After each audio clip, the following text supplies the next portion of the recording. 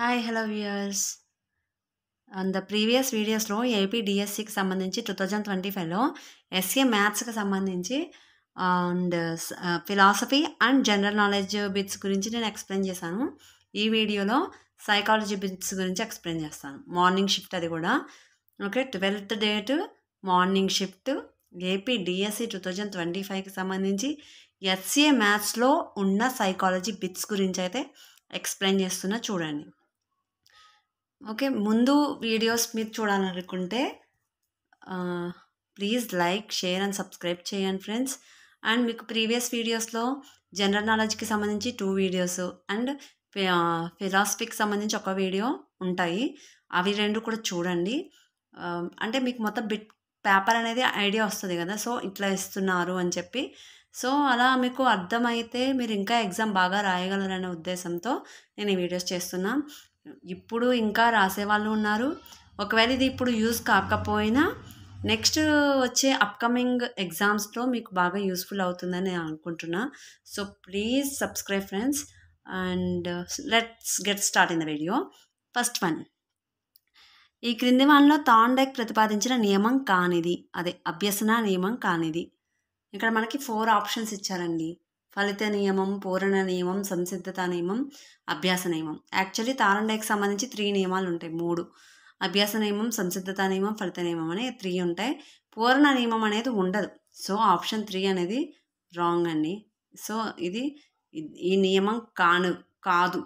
So, option 3 అనేది correct answer. Okay. Next second bit. అర్ధరహిత ఉద్దీపనలకు సమాధానాలు రాబట్టడం ద్వారా వ్యక్తి యొక్క మూర్తిమత్వాన్ని అంచనా వేసే పరీక్షలు.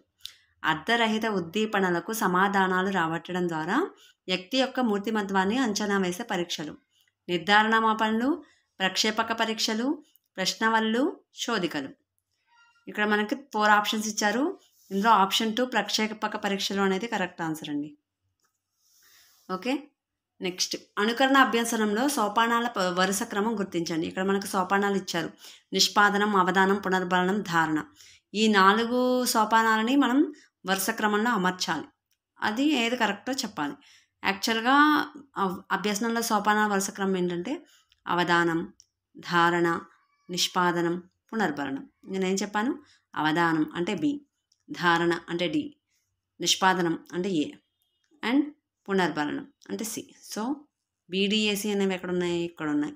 సో, ఆప్షన్ 2 అనేది correct answer. Okay. Next bit.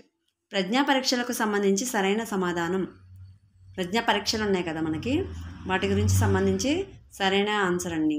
బినే Simon ప్రజ్ఞా పరీక్ష వ్యక్తిగత శక్తి శాబ్దిక పరీక్ష. ఆర్మీ ఆల్ఫా పరీక్ష సామూహిక శాబ్దిక వేగ పరీక్ష. ఆర్మీ బీటా పరీక్ష సామూహిక వేగ అశాబ్దిక పరీక్ష. డ్రాయే పర్సన్ పరీక్ష వ్యక్తిగత అశాబ్దిక వేగ పరీక్ష. ఇవి టైప్స్ ఉంటాయి కదండి. వ్యక్తిగత శక్తి, శాబ్దిక, అశాబ్దిక, వేగ. ఈ టైప్స్ ఈ యొక్క ప్రజ్ఞా పరీక్షకి సంబంధించి ఏ టైప్స్ ఏవి కరెక్ట్ అనేది. ఇక్కడ ఆప్షన్ 4 అనేది కరెక్ట్ అండి. ఇది కరెక్టే, ఇది కరెక్ట్, ఇది కరెక్ట్, ఇది కాదు. సో, డ్రాయే పర్సన్ పరీక్షకి సంబంధించి వ్యక్తిగత అశాబ్దిక వేగ పరీక్ష అనేది రాంగ్ ఆన్సర్ కాబట్టి ఏబిసి అనేది ఎక్కడ ఉన్నది? 4లో ఉంది. సో, ఆప్షన్ 4 అనేది correct answer. Okay. Next bit అండి. ఎరిక్సన్ ప్రకారం శిశువు ఎదుర్కొనే మొదటి మనోసాంఘిక క్లిష్ట పరిస్థితి.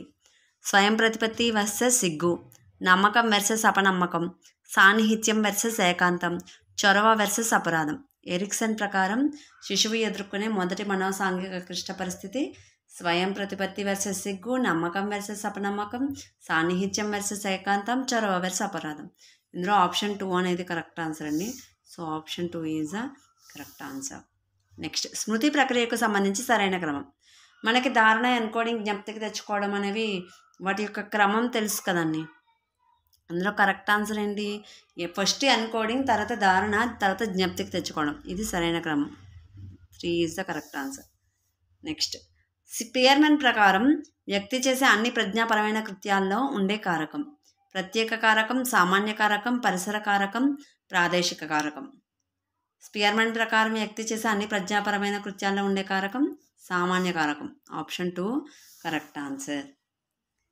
ఓకే, నెక్స్ట్ ఒక అబ్బాయి గణితం బాగా చేస్తాడు. ఇప్పుడు అతను ఎకనామిక్స్ నేర్చుకోదలిచాడు. ఇక్కడ అభ్యసన బదలాయింపు రకం ధనాత్మకం, రుణాత్మకం, శూన్యం, ద్విపార్ష.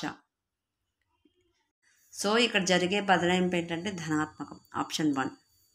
ఒక బాలునికి డాక్టర్ ఇంజెక్షన్ చేయటం వలన డాక్టర్ అంటే భయం అయింది. అప్పటి నుంచి అతను ఆ డాక్టరే కాకుండా ఇంకే డాక్టర్ చూసినా కూడా భయపడుతున్నాడంట.